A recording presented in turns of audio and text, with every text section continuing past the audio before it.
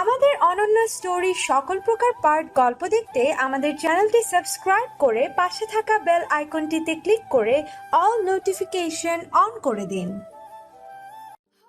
আরে তুই যা, ভাবি হয়তো তোর জন্য অপেক্ষা করছে।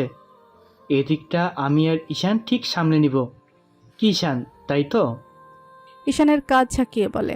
ঈশানের ভুরু জোড়ায় কিঞ্চিত ভাঁজ পড়ে। নদীদের বাড়ি তো এখন থেকে বেশি দূরে নয়, একসাথে বের হলে খুব দ্রুতই পৌঁছে যাওয়ার কথা। তারপরও বিশাল আলাদা যাওয়ার কথা বলছে কেন? মনে মনে এসব ভাবলেও মাথা নাড়িয়ে সম্মতি দেয় সে। ঈশানের অনুমতি পেয়ে বিশাল দ্রুত গাড়িতে উঠে বসে। ড্রাইভিং সিটে আগে থেকে উপল বসে আছে। বিশাল বসা মাত্রই সে গাড়ি স্টার্ট দেয়। পেছনে তাদের আরও দুজন বন্ধু বসে আছে। সকলেই বিশালের প্রাণ মাফিক এগোচ্ছে। উপল বলে, কোথায় যাবো এখন? ডিরেক্ট কাজী অফিস। ওরা পৌঁছে গেছে? কাজী অফিসের সামনে গাড়ি থামতে বিশাল লাল শাড়ি পরিহিত এক রমণীকে দেখতে পেল। বন্ধুদের সব বুঝিয়ে বলে মেয়েটির দিকে এগোতে লাগলো সে। শেরানি পরা বিশালকে এগিয়ে আসতে দেখে বৃষ্টি মুগ্ধ চোখে চেয়ে পাশে দাঁড়িয়ে থাকা শিলাকে বলছে, বড় বেশি কি সুন্দর লাগছে আমাদের বিশাল স্যারকে, একেবারে আমার স্বপ্নের রাজকুমার। কখনই কি ভেবেছিলাম এভাবে ওনাকে পেয়ে যাব? অথচ দেখ, উনি নিজে আমাকে বিয়ে করার প্রস্তাব দিয়েছেন। মন থেকে কোনো জিনিস চাইলে আল্লাহ সত্যিই ফেরায় না, তাই না শিলা? শিলার উত্তর দেওয়ার আগেই বিশাল উপস্থিত হয়। হাসার চেষ্টা করে বলে, আসতে কোনো অসুবিধা হয়নি তো? কেউ দেখেছে তোমাদের? শিলার ফটাফট উত্তর, একদম না স্যার, আপনার দেওয়া শাড়ি গহনা সব আমার বাড়ি থেকে পরিয়ে নিয়ে এসেছি ওকে, কেউ দেখেনি। বিশাল কণ্ঠে কৃতজ্ঞতা ফুটিয়ে বলে, তোমাকে অনেক অনেক থ্যাঙ্কস শিলা।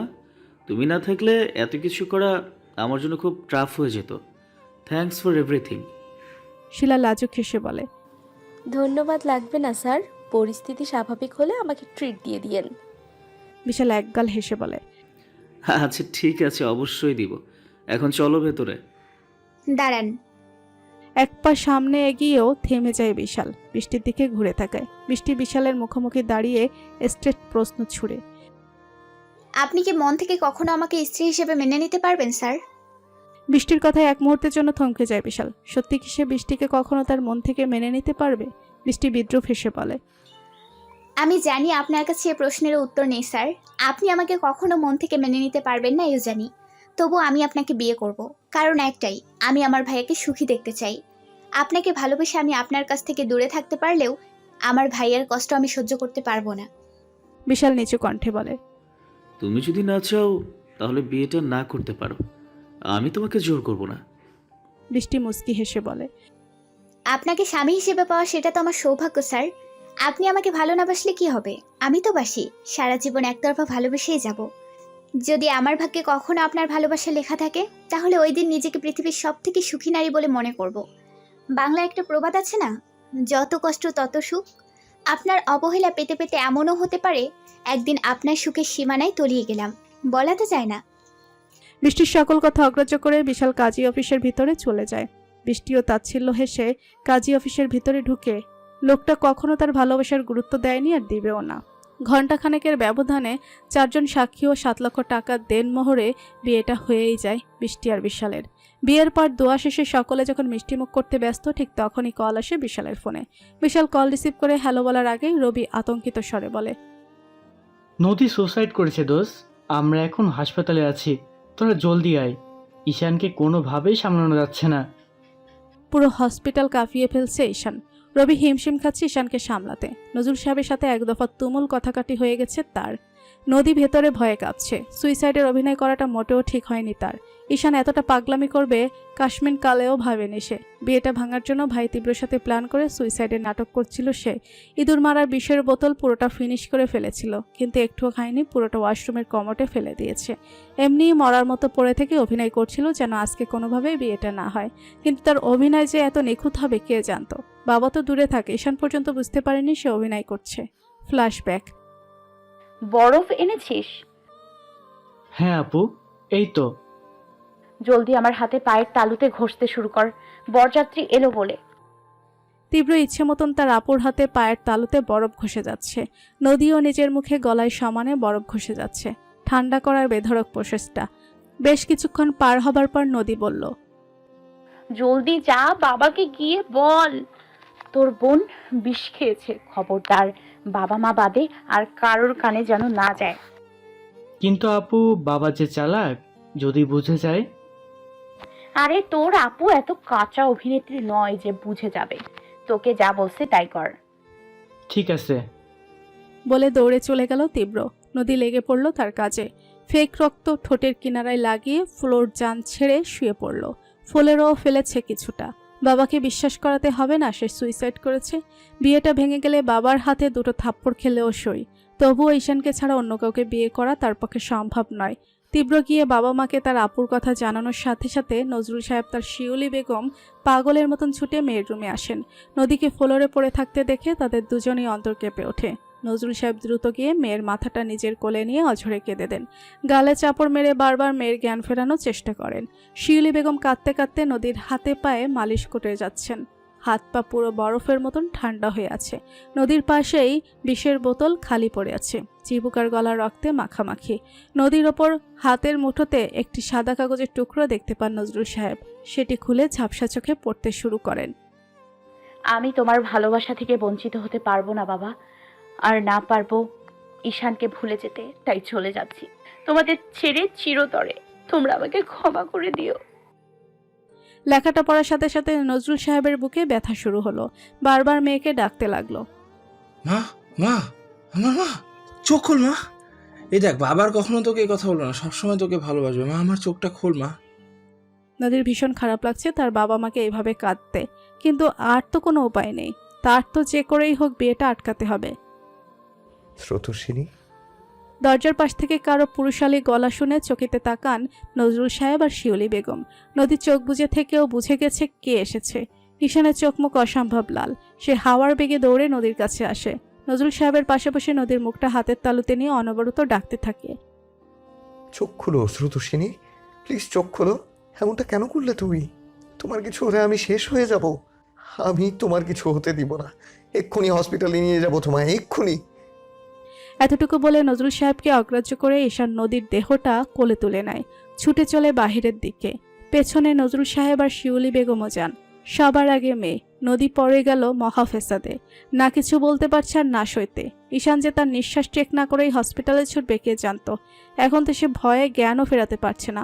অভিনয় করছে জানলে বাবা আর ঈশান তাকে খুঁজতে খুঁজতে ঝাঁঝরা করে ফেলবে। আর হসপিটাল, ভয়ে পিলে চমকে যাচ্ছে নদীর।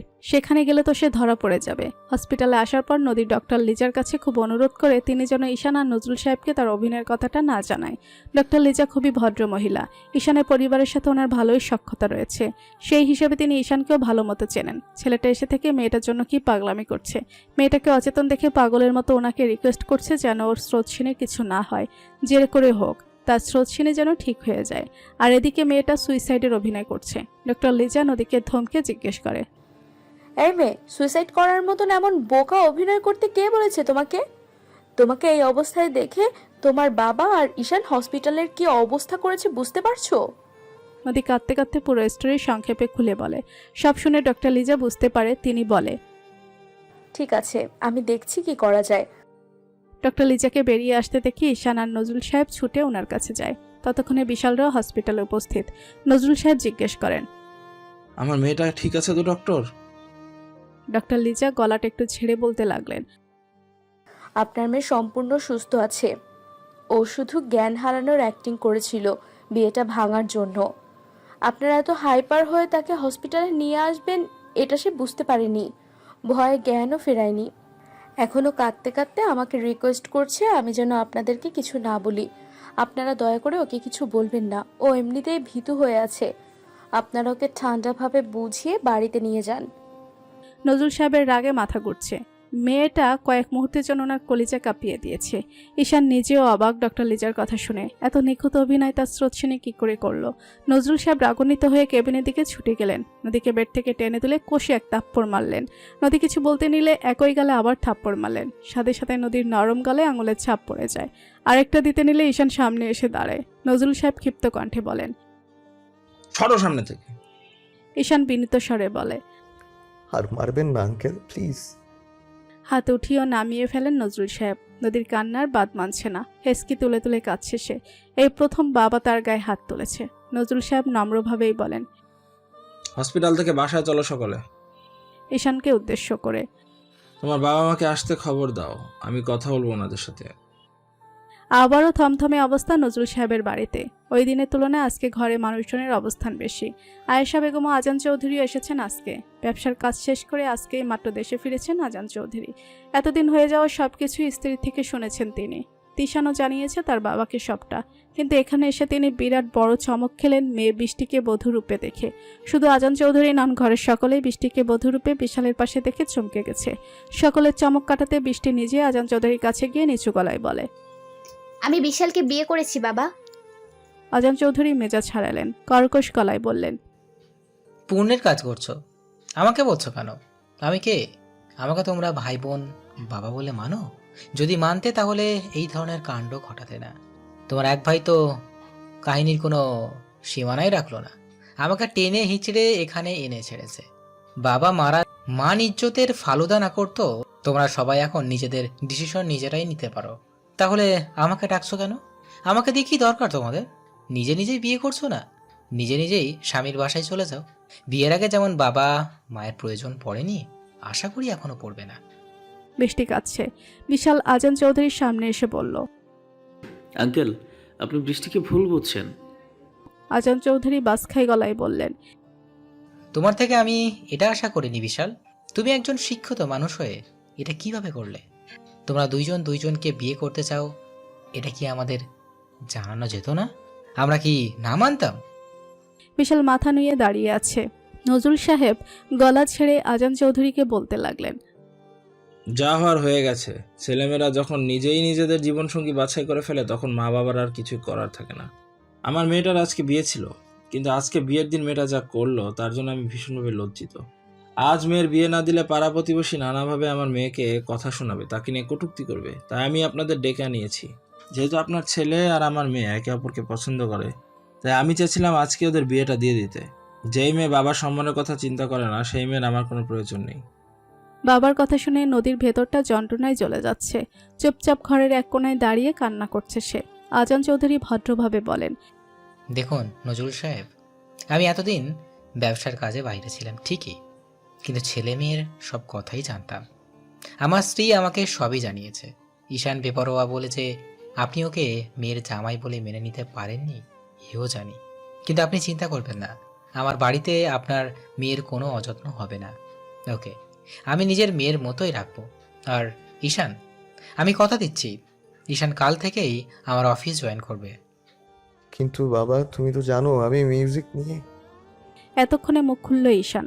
আজান চৌধুরী থমকে বললেন, তুমি চুপ করো বেপরোয়া ছেলে, আমার কথাই শেষ কথা। হয় কাল থেকে অফিস জয়েন করবে, না হলে এই মেয়েকে ভুলে যাও। ঈশান আর কিছু বলে না। রাতের মধ্যেই কাজী এনে ঈশান আর নদীর বিয়ে পড়ানো হয়। বিদায়ের সময় নদী নজরুল সাহেবকে জড়িয়ে ধরে খুব কেঁদেছে, কিন্তু তিনি একবারও মেয়ের দিকে তাকাননি। ঠাই মেরে কঠোরভাবে দাঁড়িয়েছিলেন। শিউলি বেগম তখন নদীর মাথায় হাত রেখে খুব করে বুঝিয়েছেন, তোর বাবা তোর উপর অভিমান করেছে, বিদায় এমন করছেন। অভিমান ভাঙলে দেখবি ঠিকই তোকে বকে টেনে নিয়েছেন। আর কাঁদিস না মা। ঈশানের বেডরুমে বসে বিরতিহীন কেঁদে যাচ্ছে নদী। কোনোভাবেই নিজের কান্না থামাতে পারছে না সে। চোখের পানি মোছার সাথে সাথে আবার গাল ভিজে যাচ্ছে। মায়াবী চোখ দুটো ফুলে একাকার অবস্থা। আয়েশা বেগম কখন থেকে চেষ্টা করছেন মেয়েটাকে একটু খাওয়ানোর জন্য, কিন্তু পারছেন না। ফেরার পথে শিউলি বেগম বারবার বলে দিয়েছেন, মেয়েটা কাল রাত থেকে কিচ্ছু খায়নি। বেয়ান, ওকে একটু খাওয়ানোর চেষ্টা করিয়েন। তারা বাড়িতে ফিরছে প্রায় 2 ঘন্টার মতো হয়ে যাবে। এখনো পর্যন্ত নদী গা থেকে বিয়ের পোশাক খোলেনি। রাত এখন প্রায় 12টার কাছাকাছি। ঈশান বাসায় নেই। শিশিরও নিজের রুমে গিয়ে ঘাপটি মেরে বসে আছে। বিশালের সাথে ঝামেলা হয়েছে তার। ঈশানের সাথে এরকম করেছে জানতে পেরে বিশাল খুব রাগারাগি করেছে তার আপুর সাথে, যার জন্য ভাই বিয়ে করার পরও ভাইয়ের বাড়িতে যায়নি সে। নদীকে খাওয়াতে না পেরে আয়েশা বেগম উঠে যান। নমনীয় কণ্ঠে বলেন, এভাবে খাওয়া দাওয়া ছেড়ে দিয়ে শুধু কাতলে চলবে? বাবা মায়ের কখনো সন্তানের দূরে ছেড়ে দিতে পারে না, সেটা সন্তানরা যত অন্যায় করুক না কেন। নদী কান্না মিশ্রিত কণ্ঠে বলে, আপনি আমার বাবাকে চেনেন না আন্টি? বাবা আজকে আমার কাছে খুব কষ্ট পেয়েছে। বাবা ভেবেছিলেন আমি সত্যি সুইসাইড করেছি, আর আমার সুইসাইডের সমস্ত দায় বাবা নিজের ঘাড়ে ফেলেছেন। আমার গায়ে হাত তুলেও বাবা খুব কষ্ট পেয়েছেন। এতটুকু বলে নদী আবার ফুফিয়ে কাঁদতে লাগলো। আয়েশা বেগম নদীর মাথায় হাত বুলিয়ে বলেন, ঠিক আছে, যা হবার তা হয়েই গেছে, সেটা ভেবে আর সময় নষ্ট করে কি হবে? তোমার বাবা মানুষটা একটু রাগ পড়লেই দেখবে সব মেনে নিয়েছেন। এখন আর না কেঁদে যাও, ফ্রেশ হয়ে এসো। নতুন বউ এভাবে থাকলে চলে? এসে থেকে এক নাগাড়ে কেঁদেই চলেছ। এই ধরো, এই ভারী শাড়িটা খুলে সুতির শাড়িটা পরে এসো, আরাম পাবে। আর কিসের আন্টি? আমি কি এখনো তোমার আন্টি রয়েছি নাকি? শিশিরের মতো তুমিও আমাকে মা বলে রাখবে, কেমন? আয়েশা বেগমের ব্যবহারে নদী মুগ্ধ। সে আর সময় নষ্ট করে মাথা নাড়িয়ে ওয়াশরুমে চলে গেল। বিশালের রুমে ঢুকে অবাক বৃষ্টি। পুরো রুম জুড়ে কাপড় চোপড়ে ছড়াছড়ি। বিশালের বন্ধুরা রুমে ছিল বিধায় রুমের এই করুণ অবস্থা। বিছানা, সোফা সবকিছু কেমন অগোছালো। বিশাল এসে আগে ওয়াশরুমে ঢুকে গেছে। বৃষ্টির শাড়ির আঁচল কোমরে বেঁধে রুম গোছাতে লেগে পড়ল। বিছানাটা ঝেড়ে সবেমাত্র ফ্যানের নিচে বসেছে, অমনি ওয়াশরুমের দরজা খুলে বিশাল বের হলো। পরনের ট্রাউজার আর টি শার্ট। সবেমাত্র শাওয়ার নিয়ে ফেরায় চুল থেকে ফোঁটা ফোঁটা পানি পড়ছে। বৃষ্টি বিশালের দিকে হাঁ হয়ে তাকিয়ে আছে। এইভাবে বিশালকে এর আগে কখনো দেখেনি সে। বিশাল টাওয়াল দিয়ে চুল মুছতে মুছতে বৃষ্টির সামনে এসে বলে, যাও, ফ্রেশ হয়ে আসো। তোমাকে খুব টায়ার্ড লাগছে, আমি কিছু খাবার ব্যবস্থা করছি। বৃষ্টিকে কিছু বলতে না দেখে বিশাল বৃষ্টির দিকে তাকিয়ে দেখে বৃষ্টি এক দৃষ্টিতে তার দিকেই তাকিয়ে আছে।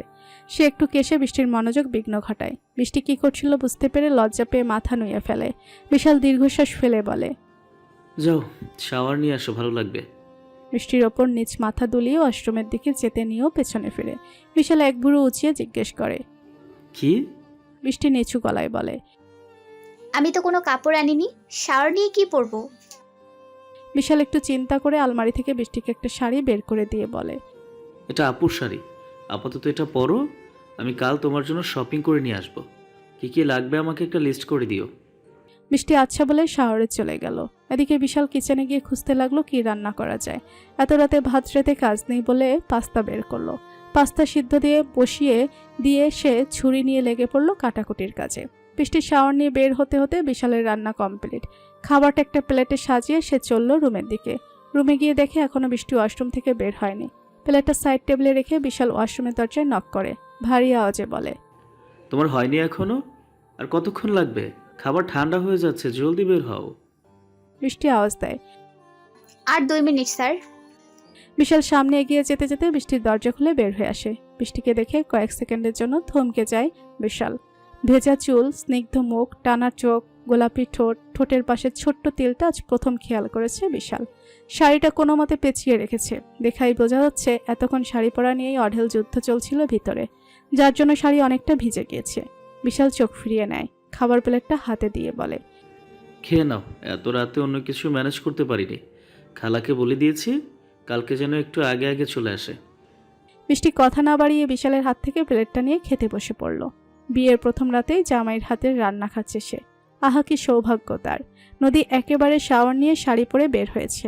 বের হতেই দেখে আয়েশা বেগম দাঁড়িয়ে। আয়েশা বেগম নদীর পাশে এসে তার হাত ধরে বিছানায় বসায়। নিজের গলা থেকে চেন খুলে নদীকে পরিয়ে দেয়। থুতনিতে হাত রেখে বলে, বাহ, এই শাড়িটাতে তোমাকে বেশ মানিয়েছে তো। লাল শাড়িতে একদম টুকটুকে লাল বউ লাগছে। নদী মাথা নুয়ে লাজুক হাসে। ঠিক তখনই ঠাস করে দরজা মেলে ঈশান রুমে ঢুকে। তার সারা শরীর ঘরমাক্ত। নদী আর আয়েশা বেগমের দিকে এক নজর তাকিয়ে টাওয়াল নিয়ে দ্রুত ওয়াশরুমে ঢুকে যায়। আয়েশা বেগম নদীর দিকে তাকিয়ে বলেন, ছেলেটা আজ ভীষণ রেগে আছে। একটু আগে তোমার শ্বশুর মশাইয়ের সাথে রাগারাগি করে এসেছে। সে মিউজিক নিয়ে নিজের ক্যারিয়ার গড়তে চায়, কিন্তু তোমার শ্বশুর মশাই চায় না। তোমার বাবাকে তোমার শ্বশুর কথা দিয়ে এসেছে ঈশান কাল থেকে অফিসে জয়েন করবে, কিন্তু তখন এত মানুষের সামনে ঈশান কিছু বলতে না পারলেও বাড়িতে এসে তুমুল ঝগড়া তুলেছে। এতক্ষণ ধরে বাবা ছেলের মধ্যে কথা কাটাকাটি চলছিল। তিশান বোঝানোর পর থেমেছে। তুমি একটু বুঝিয়ে দেখো মা, ওকে অফিসে পাঠাতে পারো কিনা। আর এখানে আমি তোমার দুজনের খাবার রেখে যাচ্ছি। তোমার মতো ঈশানও আজ সারাদিন কিচ্ছু খায়নি। চিন্তা বাদ দিয়ে নিজেই খেয়ে নিও। এই বলে আয়েশা বেগম চলে যাচ্ছিলেন। মা, হঠাৎ নদী আয়েশা বেগমকে মা বলে ডেকে ওঠে। নদীর মুখ থেকে মা ডাক শুনে আয়েশা বেগম মিষ্টি হাসেন। আবেগে নদী দৌড়ে গিয়ে আয়েশা বেগমকে জড়িয়ে ধরে, চোখের পানি ছেড়ে দিয়ে বলে, আপনি খুব ভালো মা, খুব খুব খুব ভালো। আয়েশা বেগম মুস্কি হেসে নদীর মাথায় হাত বোলান, চোখের পানি মুছে দিয়ে বলেন। নদী কান্নার মাঝেও হেসে দেয়। ঈশান ফ্রেশ হয়ে এসে দেখে নদী বিছানায় ঘাপটি মেরে বসে আছে। সে রুমের দরজাটা চাপিয়ে এসে নদীর পাশে বসে সূক্ষ্ম কণ্ঠে জিজ্ঞেস করে। খেয়েছো? নদী কথা বলে না, এমনকি ঈশানের দিকে তাকায়ও না। ঈশান নদীর মুখটা ধরে নিজের দিকে ফিরিয়ে বলে, তেজ দেখাচ্ছ আমাকে? নদী তাও কথা বলে না। ঈশান সরু গলায় বলে, খাওনি কেন? এমনি। ঈশান খাবারের প্লেটটা হাতে নিয়ে বলে, হ্যাঁ করো, আমি খাইয়ে দিচ্ছি। নদী জিদ দেখিয়ে বলে, খাবো না। ঈশান দাঁত চেপে বলে, দেখো স্রোতস্বিনী, এমনিতেই মাথা গরম আছে, আর গরম করো না, চুপচাপ খেয়ে নাও।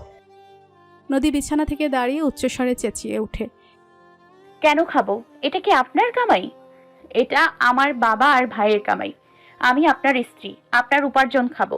আপনার বাপ ভাইয়েরটা কেন খাবো? যেদিন থেকে আপনি অফিস জয়েন করবেন, নিজে উপার্জন করবেন, আমি সেই দিনই এই বাড়িতে খাবো। ঈশান রেগে খাবার প্লেট ছুঁড়ে মারে, পুরো ঘর কাঁপিয়ে গর্জন ছাড়ে। অফিস অফিস অফিস, সবাই শুধু অফিস নিয়েই পড়ে আছে। আমার লাইফ, আমার স্বপ্ন, আমি কি করতে চাই সেটা কেউ দেখছে না। আমি অফিস গেলেই তোমাদের শান্তি হবে, তাই তো? ঠিক আছে, যাব আমি অফিসে। কালকে থেকে অফিসে জয়েন করব আমি, কিন্তু তার আগে। ঈশান আশেপাশে চোখ বুলিয়ে কিছু একটা খোঁজে। দেওয়ালে টাঙানো গিটারটা নিয়ে এসে ফ্লোরে বাড়ি মেরে একদম গড়িয়ে ফেলে। নদী ঈশানের রাগ দেখে ভয়ে কাঁপছে। ঈশানকে বাধা দিতে গেলে ঈশান অগ্নিদৃষ্টিতে তাকায়, হুঙ্কার ছেড়ে বলে, একদম না, আজকের পর থেকে আমার গলায় কোনোদিন গান শুনতে পারবি না তুই, আর না কোনোদিন আমাকে গান গাইতে বলতে পারবি। অফিস অফিস করছিলি না, শুধু অফিসই এখন থেকে আমার ক্যারিয়ার, নাথিং এলস। এতটুকু বলে হাতে থাকা গিটারের অংশ ছুঁড়ে ফেলে ঈশান।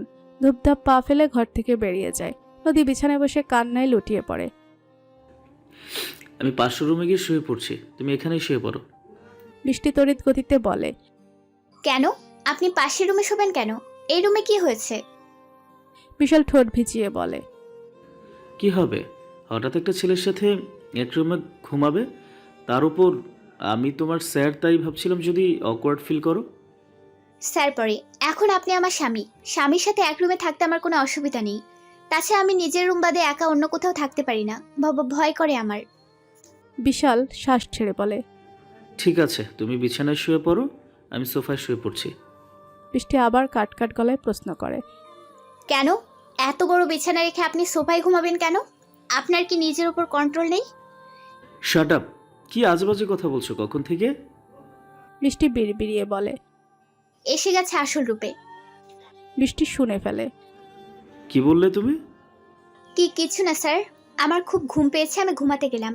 আপনার সারা রাত সজাগ থাকার ইচ্ছে থাকলে আপনি থাকতে পারেন। বিশাল গটগট পা ফেলে বিছানার এক পাশে শুয়ে পড়ে। বৃষ্টিও দুষ্টু হেসে ড্রিম লাইট জ্বালিয়ে বিশালের পাশে শুয়ে পড়ে। এবার সেও দেখবে কিভাবে তাকে পাত্তা না দিয়ে থাকে। রাত 3টার পর বাড়ি ফিরে ঈশান রুমে ঢুকে দেখে নদী ফ্লোরে বসে বিছানায় হাত ভাঁজ করে তার ওপর মাথা রেখে ঘুমিয়ে আছে। চোখের পানি শুকিয়ে গালে ছাপ পড়ে গেছে। ঈশান ধীর পায়ে হেঁটে নদীর কাছে যায়। মুখের ওপর থেকে চুলগুলো সরিয়ে গালে আলতো করে ঠোঁট ছোঁয়ায়। খুব সাবধানে নদীর মাথাটা সোজা করে তাকে কোলে তুলে নেয়। আস্তে করে বিছানায় শুয়ে দিয়ে ললাটে অধর রাখে। নদী একটু নড়ে চড়ে ওঠে। চোখের পাপড়িগুলো এখনো ভেজা। ঈশান দরজা লক করে ঘরের লাইট অফ করে দেয়। ড্রিম লাইট জ্বালিয়ে নদীর পাশে শুয়ে তাকে নিজের বুকে টেনে নেয়। শক্ত করে জড়িয়ে ধরে আবেশে চোখ বুজে ফেলে। ভোরবেলা ঘুম থেকে উঠে নদী নিজেকে ঈশানের বুকে আবিষ্কার করে। ঈশান খুব টাইট করে তাকে জড়িয়ে রেখেছে। নদী অবাক হয়, ঈশান রাতে কখন ফিরেছে, আর সেও তো ফ্লোরে বসা ছিল। ঈশান কখন তাকে উপরে নিয়ে এসেছে টেরই পায়নি। নদী ধীরে ধীরে নিজের উপর থেকে ঈশানের হাত সরানোর চেষ্টা করে। সোজা হয়ে শোয়া থেকে উঠে বসে খোলা চুলগুলো খোপা করতে থাকে। ঠিক তখন ঈশান নদীর শাড়ির ফাঁকে হাত ঢুকিয়ে তার পেট চেপে ধরে। আচমকা আক্রমণে হতভম্ব নদী। সাথে সাথে তার পুরো শরীর ঝিমিয়ে উঠল। চোখ বুজে ঈশানের হাত খামছে ধরেছে সে। ঈশান একটানে নদীকে আবার বালিশের উপর এনে ফেলে। তার উপর হাত পা তুলে তাকে চাপড়ে ধরে। গলায় মুখ ডুবিয়ে ঘুম ঘুম কণ্ঠে বলে, আমার এখনো ঘুম হয়নি স্রোতস্বিনী, চুপচাপ শুয়ে থাকো। গলায় ঈশানের ঠোঁটের ছোঁয়া পেয়ে শিরশির করে উঠল নদীর শরীর।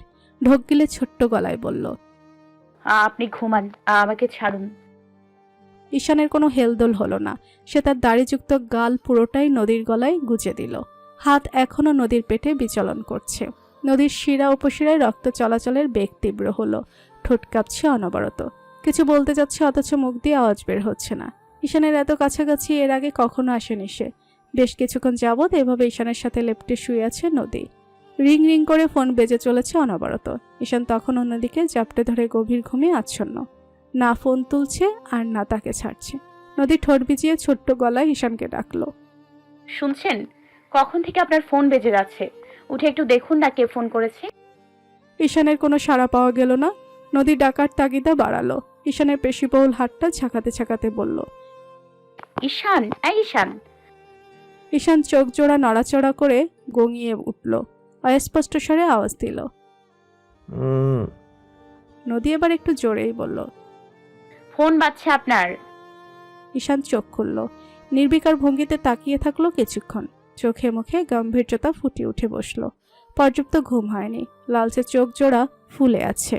নদী ভয়ার্ত দৃষ্টিতে তাকালো। রেগে গেল না তো আবার? রাতে যেভাবে তাণ্ডব চালিয়ে গেছে তার তো এখন কিছু জিজ্ঞেস করতেও ভয় করছে। নদীর ভয়ার্ত দৃষ্টি উপেক্ষা করে ফোন রিসিভ করলো ঈশান। গম্ভীর কণ্ঠে হ্যালো বলার সাথে সাথে ফোনের ওপাশ থেকে যা শুনল কয়েক সেকেন্ডের জন্য স্তব্ধ হয়ে গেল। বিশালের উপর হাত পা ছড়িয়ে ছিটিয়ে ঘুমিয়ে আছে বৃষ্টি। পরনের শাড়ির কোনো ঠিক ঠিকানা নেই। বিশাল ঘুম থেকে উঠে বৃষ্টিকে এই অবস্থায় দেখে খুব বিরক্ত হলো। এই কারণেই একসাথে শুতে চাইছিল না সে। মেয়েটা এত ফাজিল, তার কন্ট্রোল নিয়ে প্রশ্ন তুলল। বিশাল মুখের উপর থেকে বৃষ্টির হাত সরিয়ে উঠে বসলো আর মোড়া ভেঙে চলে গেল ওয়াশরুমে। ফ্রেশ হয়ে এসে দেখে বৃষ্টি এখনো বেঘরে ঘুমাচ্ছে। বিশাল দীর্ঘশ্বাস ফেলে। বড়লোকের মেয়ে এত জলদি ঘুম থেকে কখনোই উঠবে না, রান্না তো দূর। ব্রেকফাস্ট তৈরি করে তাকে দ্রুত ভার্সিটিতে যেতে হবে। বিয়ের চক্করে অলরেডি 2 দিন ছুটি কাটিয়ে ফেলেছে। স্টুডেন্টটা যেখানে চাইলেই ভার্সিটি অফ দিতে পারে, শিক্ষকরা সেটা কখনোই পারে না। সকাল 11:15টায় ঘুম ভাঙে বৃষ্টির। আশেপাশে ভালো করে তাকিয়ে হাই তুলে ওঠে। বিশালকে কোথাও দেখছে না। কোথায় গেল? নিজের দিকে তাকিয়ে গাল দুটো গরম হয়ে গেল। আস্তাগফিরুল্লাহ, শাড়ির এই বাজে অবস্থা কেন? বিশাল স্যার দেখেনি তো আবার? ভাবতে অস্বস্তি ঘিরে ধরল। পরক্ষণেই মনকে বুঝ দিল। এভাবে দেখলেই কি বউকে দেখবে না তো কাকে দেখবে? নিজেকে নিজে সান্ত্বনা দিলেও লজ্জা কমল না বৃষ্টির। মনে মনে ভেবে নিল আর কখনো বিশালের সাথে শাড়ি পরে ঘুমাবে না সে। ছি, লজ্জার একেবারে তান্দুরি হয়ে গেল। বৃষ্টি ফ্রেশ হয়ে এসে ড্রয়িং রুমে ঢুকতেই দেখতে পেল বিশাল খুব সুন্দর করে খাবার টেবিলে ব্রেকফাস্ট সাজিয়ে রেখেছে। সে দ্রুত গিয়ে আহারে বসে পড়ল। বড্ড খিদে পেয়েছে। বিশাল যে তার জন্য এভাবে ব্রেকফাস্ট সাজিয়ে রেখে গেছে এটা বুঝতে অসুবিধা হলো না তার। বৃষ্টির খাওয়ার মাঝেই কলিং বেল বেজে উঠল। সে গিয়ে দরজা খুলতেই দেখতে পেল একজন মাঝবয়সী মহিলা দাঁড়িয়ে আছে। বৃষ্টি সাইড হয়ে মহিলাটিকে ঢোকার জায়গা করে দিল। মহিলাটি ঘরে ঢুকে প্রফুল্ল কণ্ঠে শুধালো, তুমি ওই বুঝি আমাগো সাহেবের বউ? মাশাল্লাহ, সাদের লাহান দেখতে। বৃষ্টি বুঝি একটু লজ্জায় পেল। লজ্জায় মাথা নুইয়ে ফেলল। মহিলাটি আবার বলল, আমি হলাম রাহেলা, তোমাগো বাসায় কাম করি। তোমার জামাই আমার খালা কইয়া ডাহে। তুমিও এখন থেকে তাই কইরো কেমন? বৃষ্টি আস্তে করে মাথা দোলালো। রাহেলা বৃষ্টির হাতের দিকে তাকিয়ে খেয়াল করলো সে এটো হাতে দাঁড়িয়ে আছে। পরক্ষণে ওনার কণ্ঠে বিচলতা শোনা গেল। এ কি, তুমি খাইতেছিলা? চিন্তাটা করছো? কথার ফাঁকে বুঝবারই পারি নাই। জলদি যাও, খাইয়া নাও। খাওয়া ধুইয়া উঠবার লাগে না। বৃষ্টি মাথা নাড়িয়ে ধীর কণ্ঠে বলল, আপনি আসুন খালা। চোখের পানি মুছতে মুছতে হসপিটালে করিডোর দিয়ে ছুটে চলেছে নদী। সকালে ঈশানের ফোনে কল করেছিল শিউলি বেগম। জানিয়েছে নদীর বাবা গতকাল রাতে হার্ট অ্যাটাক করেছে। শোনামাত্রই কান্নায় ভেঙে পড়েছিল সে। তৎক্ষণাৎ ফ্রেশ হয়ে বেরিয়ে পড়েছিল তারা হসপিটালের উদ্দেশ্যে। নজরুল সাহেবের কেবিনে ঢুকে বাবাকে জড়িয়ে ধরে হাওমাও করে কেঁদে দিল নদী। নজরুল সাহেব আলতো করে মেয়ের মাথায় হাত রাখে। ধীর কণ্ঠে বলে, আমি ঠিক আছি মা। বাবার গলা শুনে নদীর কান্নার বেগ আরো বেড়ে গেল। কিছুতেই নিজের কান্না থামাতে পারছে না সে। নজরুল সাহেব পাশে দাঁড়িয়ে থাকা শিউলি বেগমকে উদ্দেশ্য করে তীক্ষ্ণ কণ্ঠে বলেন, বলতে নিষেধ করেছিলাম না তোমায়? শিউলি বেগম কাটকাট গলায় উত্তর দেন, বলবো না তো কি করব? আপনার মেয়ে আমার আস্ত রাখতো না বললে? তাও আমি সকালে বলেছি, নির্জন বলেছে বলতে। ঠিক তখনই ঈশান কেবিনে ঢুকে। পাশেই তীব্র আর নির্জন। নির্জন হচ্ছে নদীদের প্রতিবেশী। বয়সে ঈশানের ছোট হবে কিন্তু নদীর বড়। তীব্র থেকে শুনেছি কাল রাত থেকেই ছেলেটা খেটে চলেছে। এতক্ষণ ধরে নির্জনের সাথেই কথা বলছিল ঈশান। নদীর কান্নার রেশ কিছুটা কমেছে। নাক টেনে শিউলি বেগমকে বলছে, একদম ঠিক করনি তোমরা আমাকে না জানিয়ে। যদি বাবার কিছু হয়ে যেত। শিউলি বেগম তিক্ত কণ্ঠে জবাব দেন, হয়ে গেলে কি হতো? আমি আর তোর ভাই পথে বসতাম, মানুষের লাঠি ঝাঁটা খেতাম। তোর বাপকে বলে দে খাওয়া দাওয়া কমিয়ে শুধু তোকে নিয়ে টেনশন করতে। ভাগ্যেস নির্জন ছিল, সেই জন্যই তো বুকে ব্যথা ওঠার সাথে সাথে হসপিটালে নিয়ে আসতে পেরেছি, ডক্টরের শরণাপন্ন হতে পেরেছি। ভাগ্য ভালো দেখে এই যাত্রায় বেঁচে গেছে, তেমন কোনো ক্ষতি হয়নি। এবার 4-5 দিন শুয়ে বসে ফিনালের গন্ধ শুকুক।